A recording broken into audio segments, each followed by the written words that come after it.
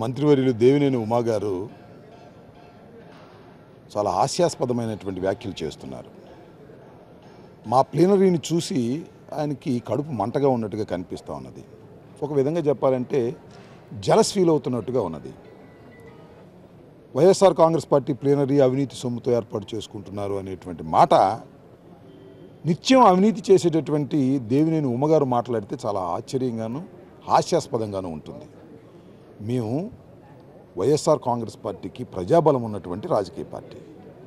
దీనికి ప్రజలే ధనం తప్ప మేమేమి ఇరిగేషన్ ప్రాజెక్ట్స్లోనో లేకపోతే మట్టి అమ్ముకునో లేకపోతే మరొక ప్రాజెక్టులోనో దండుకుని కాంట్రాక్టర్ల దగ్గర మేము సభలు పెట్టుకోవాల్సినటువంటి పరిస్థితి మాకు లేదు. ప్రజలు అద్భుతంగా మమ్మల్ని ఆదరిస్తున్నారు. ఆ ఆదరణకు తగ్గట్టుగానే ఒక బ్రహ్మాండమైనటువంటి ప్లీనరీ సమావేశాన్ని మేము ఏర్పాటు చేసుకుంటున్నాం.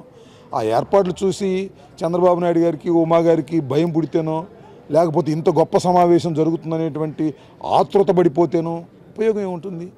చంద్రబాబు నాయుడు గారు కూడా మరి ఎన్టీ రామారావు గారి జన్మదినాన్ని పురస్కరించుకొని మరి ఆయన మరణానికి కారణమైనటువంటి చంద్రబాబు నాయుడు గారు బ్రహ్మాండమైనటువంటి మహానాడు పెట్టుకున్నారు.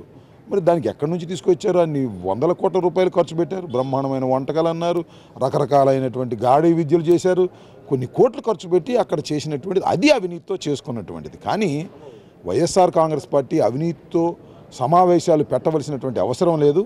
మేము 3 సంవత్సరాల పాటు ప్రతిపక్షంలో ఉండి పోరాడుతున్నటువంటి వ్యక్తులం. అంతకు ముందు కూడా కాంగ్రెస్ పార్టీ అధికారంలో ఉన్నప్పుడు 3 సంవత్సరాల పాటు 4 సంవత్సరాల పాటు కాంగ్రెస్ పార్టీ మీద పోరాటం చేశాం. మీ మీద పోరాటం చేస్తున్నాం. పోరాటం చేస్తున్నటువంటి క్రమంలో వైఎస్ఆర్ కాంగ్రెస్ పార్టీ ఒక అద్భుతమైనటువంటి ప్లీనరీని నిర్వహించుకునే అవకాశం కలిగింది. ఇంకో విషయం చెప్పాలంటే మా దగ్గర నుంచి 21 మంది ఎమ్మెల్యేని తీసుకుపోయారు. 21 మంది ఎమ్మెల్యేని తీసుకెళ్లారు, కానీ మా దగ్గర నుంచి ప్రజాదరణ తీసుకెళ్ళలేకపోయారు. మాకు బ్రహ్మాండమైనటువంటి ప్రజలు ఇవాళ కూడా తండోపతండాలుగా వస్తున్నారు. మీరు సమావేశాలు పెడితే ఖాళీ కుర్చీలు దర్శనమిస్తున్నాయి. మేము సమావేశాలు పెడితే ఆ కుర్చీలు ఇరగొట్టుకునే అంత ప్రజలు వస్తున్నారు.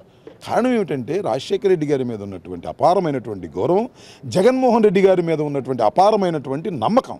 ఈ రాష్ట్రాన్ని జగన్మోహన్ రెడ్డి గారు అయితేనే ప్రగతి పదంలోకి తీసుకువెళ్ళగలుగుతారనేటువంటి ఒక విశ్వాసంతో ప్రజలు మమ్మల్ని ఆదరిస్తున్నారు. ఆదరించే క్రమంలో మేము ఇలాంటి కార్యక్రమాలు చేస్తున్నాం. ప్లీనరీ కార్యక్రమం అనేది తరచూ జరిగేటటువంటి కార్యక్రమం రాజకీయ పార్టీలో. దానికి అవినీతి సొమ్మని అదని ఇదని అదే సామెత చెప్తారు. కడుపు మండినటువంటి మాటలు మాట్లాడి ఎదుటివారి యొక్క వైభవాన్ని చూడలేక, ప్రజాదరణ చూడలేక ఉమా లాంటి వారు మాట్లాడుతున్నారు. దీన్ని మేము తీవ్రంగా ఖండిస్తున్నాం. రేపు ఇప్పటికే ఆయన అవినీతి సొమ్ము అంటే రేపు వేలాది మందిగా ప్రజలు వచ్చి పాల్గొని బ్రహ్మాండంగా చర్చ జరిగి అనేకమైన తీర్మానాలు చేసిన తర్వాత ఏం మాట్లాడతారో మనం వేచి చూడవలసినటువంటి అవసరం ఉంది. వారికి దిమ్మ తిరిగినట్టుగా ఉంది మా కార్యక్రమాలన్నీ చూస్తుంటే. ఇప్పుడే ముందుంది ముసళ్ళ పండుగ, ఇంకా 2 సంవత్సరాలు ఉంది వాళ్ళ ప్రభుత్వం. ఆ ప్రభుత్వ కాలంలో మేము చేసేటటువంటి ఉద్యమాలు కానివ్వండి, మేము చేసేటువంటి బహిరంగ సభలు కానివ్వండి, ఎంత బ్రహ్మాండంగా ఇంతకుముందు సెక్స్ అయ్యాయో ఇక ముందు సెక్స్ అవుతాయో వారే చూస్తారు.